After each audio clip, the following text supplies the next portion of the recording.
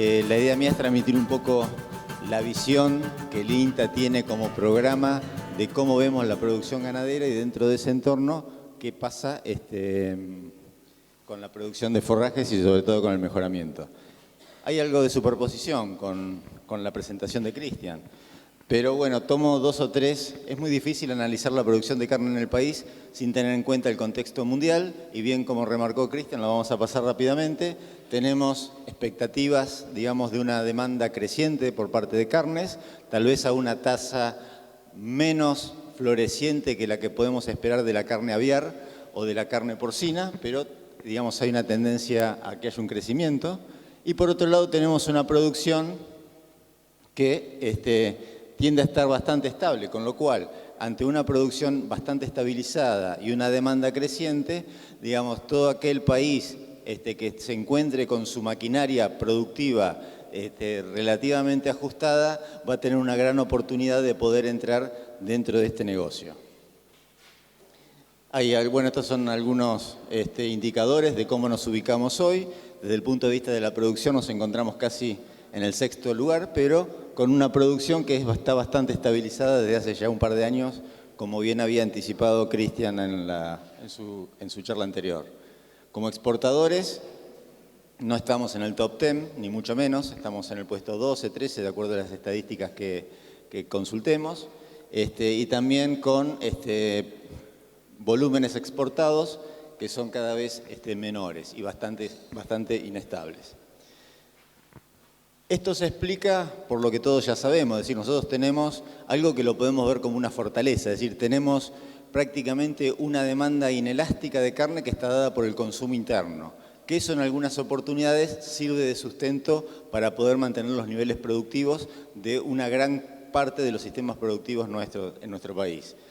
Y eso se debe, digamos, este gran consumo hace que con producciones que no son muy altas mantengamos exportaciones que son bastante estables y bajas en proporción al potencial que podríamos tener. Las proyecciones para el año 2020, asumiendo consumos de carne como los actuales, de más o menos 56 kilos, ¿sí? De 56 kilos, que sería esta raya roja, ¿sí? Y manteniendo el crecimiento vegetativo de la población, digamos, extrapolándolo en función a lo que vino ocurriendo en los últimos años, estaríamos llegando al año 2020 con algún volumen exportable, pero si levemente incrementamos el consumo y llegamos a estabilizarlo en 60 kilos, ahí, digamos, prácticamente no vamos a comer toda la carne que estamos produciendo y ahí la posibilidad de generar saldos exportables es nula.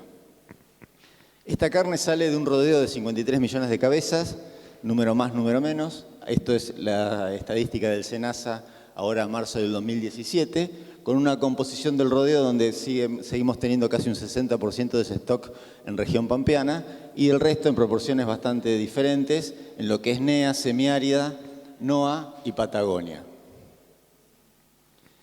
Algo que es de destacar es cómo es la composición de los rodeos. No miremos mucho los números, pero si tomamos cada una de esas regiones, vemos que las proporciones relativas de las diferentes categorías son bastante similares entre regiones de nuestro país. Si lo vemos, hasta hace unos años, esas proporciones eran bastante diferentes, lo cual indicaba que había zonas del país que eran típicamente productoras de terneros, ¿sí? Esos terneros salían de esos planteos de cría e iban generalmente a zonas que nos denominábamos zonas invernadoras.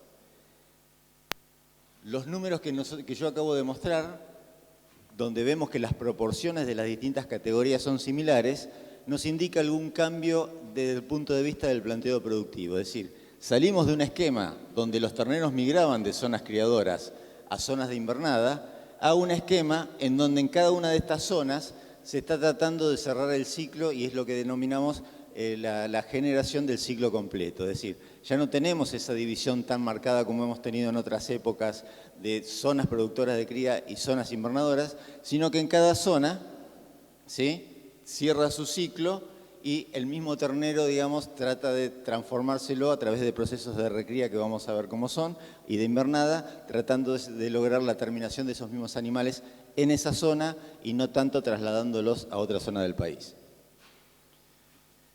Esto se debe a la proliferación de lo que ustedes ven acá. Esta es información del SENASA, que es la ubicación de los feedlots caseros, ¿sí? Los feedlots que tenemos en los campos, no los grandes emprendimientos de engorde intensivo, sino que son aquellos pequeños feedlots que funcionan en cada uno de los campos. Vemos que están presentes prácticamente en todo el país. Esto lo podemos ver como una fortaleza, es decir, nosotros no tenemos este periodo de terminación concentrado en unas pocas empresas que manejan grandes volúmenes, sino que tenemos un montón de pequeños emprendimientos, lo cual, desde el punto de vista productivo, lo podemos analizar como que esto nos da cierta fortaleza. Ahora, este esquema que nos permite terminar novillos con un sistema intensificado en cualquier parte del país, rompe o nos aleja un poco de planteos que apunten a lograr un ternero o la venta de un novillo con mayor peso de faena. Es por eso que en estos planteos estamos pasando de un ternero destetado a un proceso de recría muy corto, o en algunas situaciones casi nulo. Eso entra a un corral y ahí sale como novillo liviano, ¿sí? Entonces, para un esquema o para una oportunidad, digamos, donde uno busca favorecer la exportación, esto lo está complicando. Esto es lo que comentaba Cristian, digamos, si nosotros tomamos el peso de faena de nuestro país, se ubica en 220, 225 kilos, ya hace unos cuantos años, y si lo comparamos con los pesos de faena de otros países, nos superan ampliamente. Entonces, desde ese punto de vista, nuestra estructura productiva está bastante lejos de ser una estructura de un país exportador. Esta es la base forrajera de donde sale la mayor parte de los terneros. Es una sobresimplificación, pero nosotros tenemos esos terneros que se pueden criar en distintas zonas del país con una plataforma muy amplia de recursos forrajeros. Eso también lo tenemos que ver como una estrategia, como una fortaleza de nuestros sistemas productivos. Es decir, no tenemos un único esquema de producción de terneros, sino que tenemos, digamos, distintos recursos donde abundan generalmente los campos naturales, las pasturas y pastizales naturales también, digamos, son las que mayoritariamente predominan en los lugares de donde salen los terneros. Hay algo que salen rastrojos, ¿sí? Y una pequeña parte de esos terneros pueden salir de algunos planteos confinados, pero no son la gran mayoría. Esos terneros se encuentran en ese tipo de ambiente, ¿sí?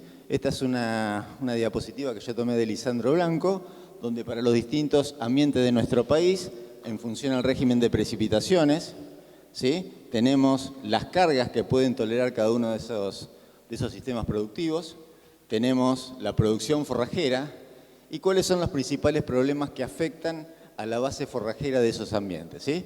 Tenemos en determinados ambientes con bajas precipitaciones problemas de desertificación, ya cuando la precipitación aumenta comienza a haber problemas de arbustización en vegetación natural, de empajamiento, ¿sí? Y en ambientes con mayores precipitaciones, problemas tanto de fertilidad como de anegamiento. Hay distintas estrategias, pero si uno tuviera que simplificar, digamos, sobre qué deberíamos trabajar en cada uno de esos ambientes, ahí tenemos, digamos, algunas de las cuestiones, digamos que varias las hemos tratado en todas las charlas durante la mañana, ¿sí?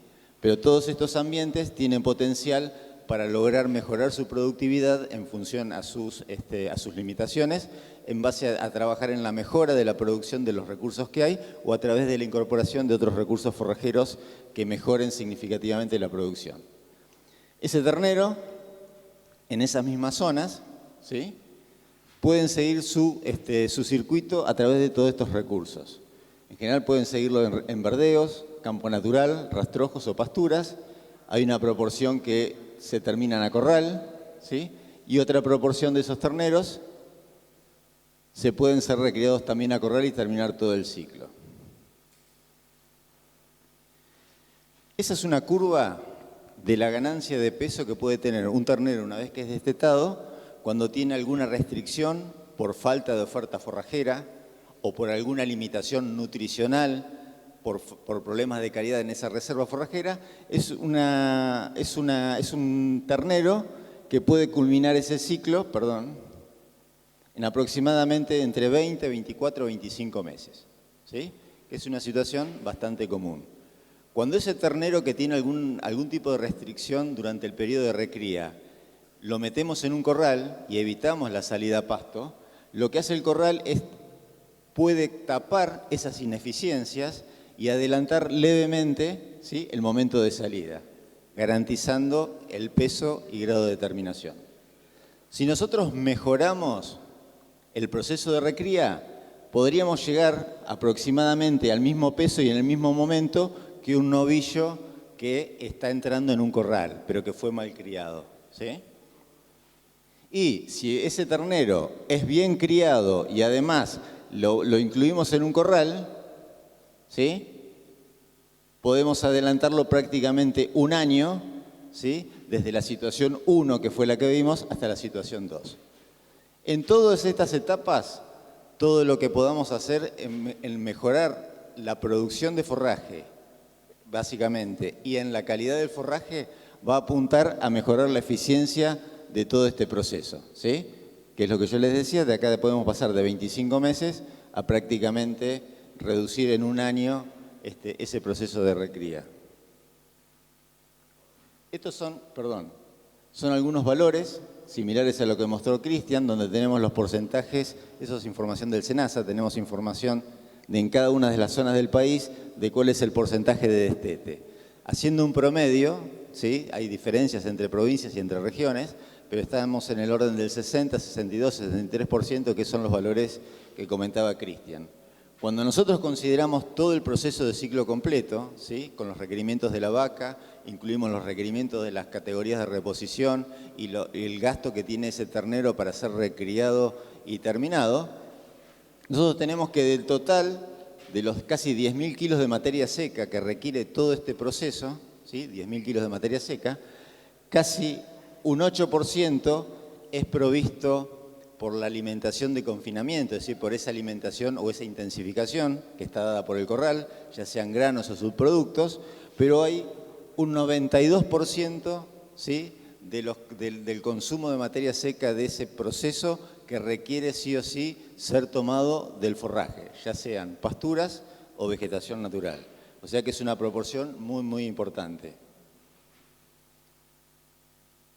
Si transformamos esto en eficiencia de conversión, es decir, es muy común usar ese factor de conversión que más o menos son 15 kilos de materia seca por cada kilo de carne producida, pero cuando uno toma los valores de producción a nivel de país, se da cuenta que en las etapas de uso de forraje, la eficiencia de conversión es casi de 32 kilos de materia seca por cada kilo de peso ganado y la eficiencia en los corrales es de 8 a 1.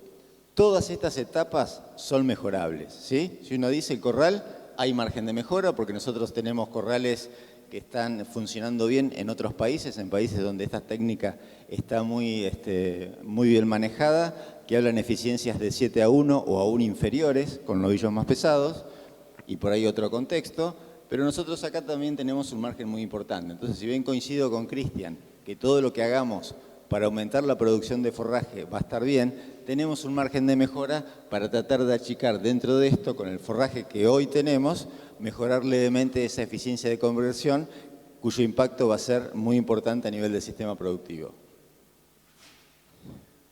Esto es lo mismo, pero viéndolo con otras perspectivas. Esto sería el consumo de materia seca de ese planteo que yo les comentaba, ¿sí?, donde tenemos las barras estas, serían de color verde, ¿sí?, que es el consumo de forraje, ¿sí?, en todas sus formas. Y estas dos últimas, o tres últimas, son las etapas de corral, es decir, es el grano que nos damos en el corral. Con un 65% de destete, con un 60-62% de destete, este es el consumo global de materia seca de este planteo, ¿sí?, de un rodeo promedio de nuestro país. Si nosotros, coincido con Cristian que también es difícil, pero pudiéramos mejorar levemente esos indicadores de procreo, el consumo bajaría a ese nivel. ¿Se ve? Y eso, digamos, sería de muy alto impacto en todo lo que hace a la eficiencia técnica y económica de estos planteos. Entonces, algunos puntos críticos de los planteos ganaderos. No se visualiza un único modelo, o sea, nosotros por lo que vimos tenemos un montón de modelos donde básicamente las condiciones agroclimáticas y las bases forrajeras son muy diferentes en los distintos territorios de nuestro país, lo cual lo debemos ver como una fortaleza.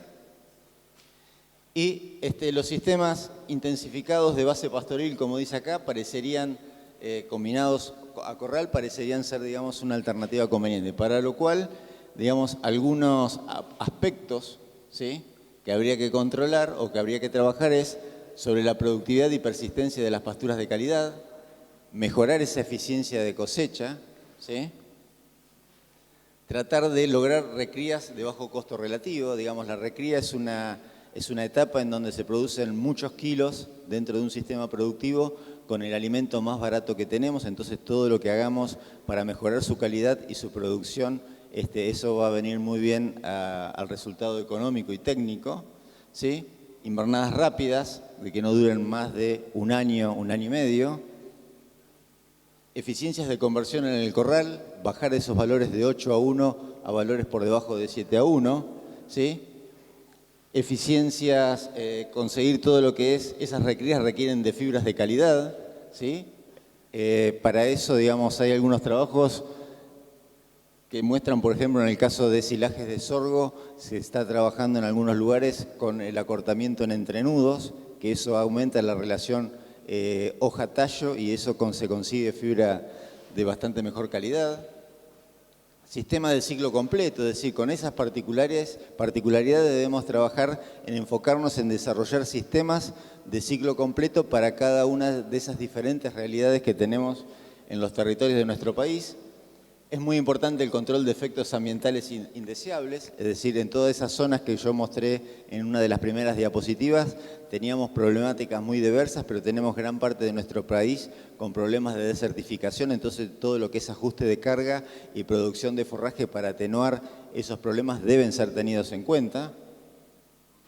Y tenemos que tener diseño de modelos ganaderos de baja competencia con la agricultura, es decir, debemos buscar sistemas que busquen la complementación.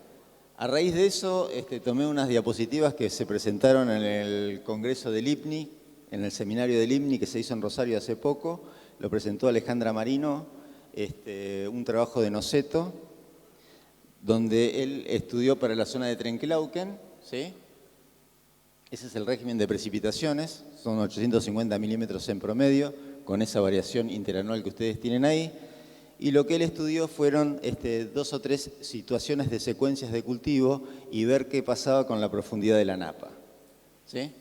Entonces vemos cómo cuando nosotros trabajamos con monocultivo de soja, ¿sí?, que es la línea negra, la línea negra continua, con ese régimen de precipitaciones la napa permanecía 1,5 metros, ¿sí? Con la incorporación de doble cultivo llegaba por debajo de los 2 metros, ¿sí? Y cuando incluíamos pasturas en esa misma rotación, ¿sí?, la napa la podíamos mantener por debajo de los 4 metros. ¿Sí? Es decir, que tenemos que ver a las pasturas no solamente como proveedora de forrajes, como proveedora de calidad para esa recría, proveedora de fibra, sino también buscarle, digamos, cuál es su utilidad para buscar este tipo de complementaciones dentro de una visión sistémica de la producción ganadera y de las empresas agropecuarias. Ya hay en algunos lugares donde no están mirando solamente a las pasturas o los verdeos por lo que producen de materia seca por encima del nivel del suelo, sino que también es importante ver qué es lo que está ocurriendo por debajo del suelo, que por ahí es algo que está bastante menos estudiado. Entonces, desde el punto de vista de la visión del INTA, digamos, yo lo que estoy planteando son algunas necesidades o cómo está enfocando en estos años y para los próximos años la investigación. Pero el INTA también no es solamente investigación, sino que también tenemos extensión. Entonces, muchos de estos aspectos que yo no voy a tocar acá están abordadas por otras estructuras programáticas, como solemos decir. Pero nosotros queremos que para poder lograr una mejora en los sistemas de producción de carne, es central lograr mayor producción de terneros y tratar de aumentar levemente el peso de faena. Eso no solamente lo vamos a hacer técnicamente, sino que requerimos de algunas medidas de incentivo, algunas de las cuales ustedes tienen acá abajo, pero digamos en un escenario donde podamos lograr un leve aumento en el porcentaje de destete, de 63 a un 68%, que no es mucho, digamos, y poder aumentar el peso de faena de 220 a 238 kilos, ¿sí? Que deberíamos, con todas estas medidas, tratar de favorecerlo. Podríamos lograr generar de aquí a 10, 15 años algún saldo exportable de aproximadamente 680.000 toneladas, que es casi 2 o 3 veces lo que, digamos, se estaría exportando hoy. Las actividades del INTA no son solamente forrajes y pasturas, así que dándole una visión amplia, que era lo que les quería transmitir a Aníbal, todas las actividades del Programa Nacional de Producción Animal giran en torno a 3 ejes temáticos. Uno es el incremento de la productividad y competitividad, otro es la calidad e inocuidad del producto y por último la sustentabilidad y servicios ecosistémicos de los sistemas ganaderos. Comentando brevemente cuáles son las actividades que se realizan en cada uno de esos, bueno, hay que tratar de mejorar la eficiencia en cría, de esos hay varios trabajos que están apuntando a eso, mayor porcentaje de destete y mayor peso, todo lo relativo a estrategias de alimentación, donde ahí entran forrajes para esas zonas marginales, tanto de producción de megatérmicas, especies templadas, tolerancias a distintos estreses. Todo eso es de importancia para el programa y ahí es donde estamos poniendo los cartuchos para los ambientes y los territorios en los cuales se está desarrollando la ganadería. Hay todo lo que es provisión de agua en algunas zonas de nuestro país es limitante, sobre todo en el NOA y en la región semiárida, así que ahí hay bastantes esfuerzos en lograr proveer de agua para que los planteos sean sustentables. En lo que hace también aumento de la productividad, tenemos que tratar de generar, vemos que el cuello de botella está en los planteos de recría. Con esos sistemas que han evolucionado a ciclo completo en cada uno de los territorios, tenemos que generar alternativas de recría utilizando los recursos forrajeros que hay en cada uno de esos territorios para poder llegar con un animal de 300 o más kilos para que ahí empiece la etapa final de invernado de terminación. Tenemos que también generar en esos ambientes sistemas que logren novillos de mayor peso final, para lo cual las estrategias de alimentación y de suplementación con alimentos que se consigan en esa zona son sumamente importantes por la limitación que traen los fletes en el traslado tanto de granos o de subproductos. En lo referido a inocuidad de producto, bueno, es muy importante ver las implicancias que tiene el estrés sobre la producción y el bienestar animal, que son cuestiones que cada vez están teniendo más peso y más condicionantes a la hora de comercializar al exterior. Se está tratando de evaluar la calidad de toda esta carne producida en estos ambientes porque eso le da, todas esas distintas plataformas de producción que tenemos en el país generan una diversidad de productos que debemos caracterizarlos para poder seleccionar cuáles son los mercados que más demandan cada una de estas opciones. Y también hay algunos trabajos en lo que se denomina programación fetal, que es el impacto que tiene la alimentación temprana en la vida del ternero sobre la performance posterior del mismo. Y por último, todo lo referido a sustentabilidad, todo lo que ustedes conocen, o sea, cómo podemos integrar planteos ganaderos de recría, de engorde, dentro de los sistemas mixtos, que son los sistemas que ocupan gran parte de la región pampeana, en todas sus variantes, que es lo que ustedes tienen ahí. También cómo podemos integrar ganadería con algunas otras alternativas, que son los sistemas silvopastoriles. Buscar rotaciones y secuencias de cultivos forrajeros y agrícolas de alta eficiencia, es decir, cómo podemos lograr, digamos, con el mínimo uso de insumos, lograr muy altas producciones de forraje por hectárea, tratar de revertir procesos que ya están ocurriendo y que vienen ocurriendo de hace años de erosión y de pérdida de fertilidad en algunos ambientes como los que le mostré en las primeras diapositivas. Y por último, todo lo que hace a reducción de huellas ambientales, que eso sigue siendo importante, pero muchas veces no hay que pensar en situaciones muy sofisticadas, sino que esos cambios en algunos de los parámetros del índice de proqueo tienen por ahí un impacto mucho más importante que algunas otras prácticas más puntuales. Así que bueno, un poco eso era lo que les quería transmitir, así que si hubiera preguntas, bueno, les agradezco el tiempo y bueno, así que gracias a todos por haber quedado hasta ahora.